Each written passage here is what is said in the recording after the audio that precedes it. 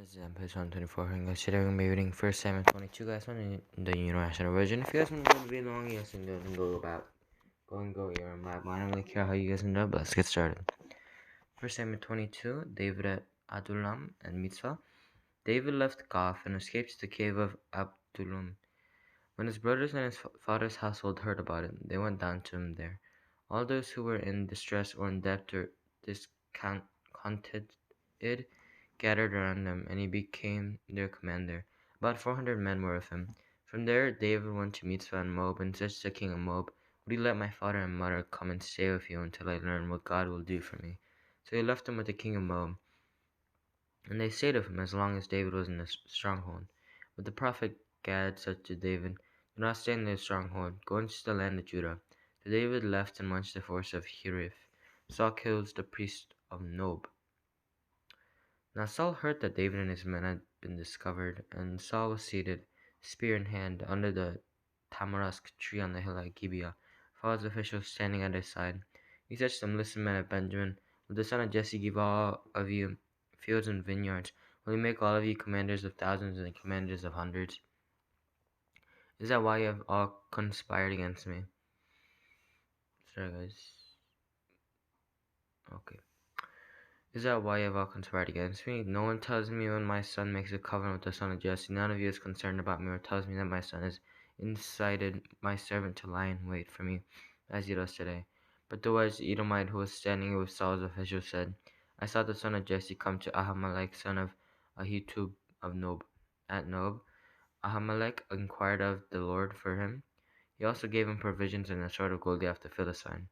Then the king sent for the priest Ahimelech, son of Ahitub, and all the men of his family, who were the priests at Nob, and they all came to the king.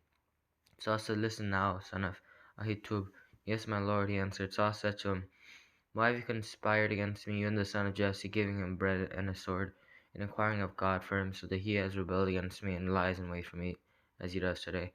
Ahimelech answered the king, "Who of all your servants is as loyal as David, the king's son-in-law, captain of your bodyguard, and highly respected in your household? Was that day the first time I inquired of God for him? Of course not. Let not the king accuse your servant, or any of his father's family, for your servant knows nothing of all about this whole affair." But the king said, "You will surely die, Ahimelech, you and your whole family."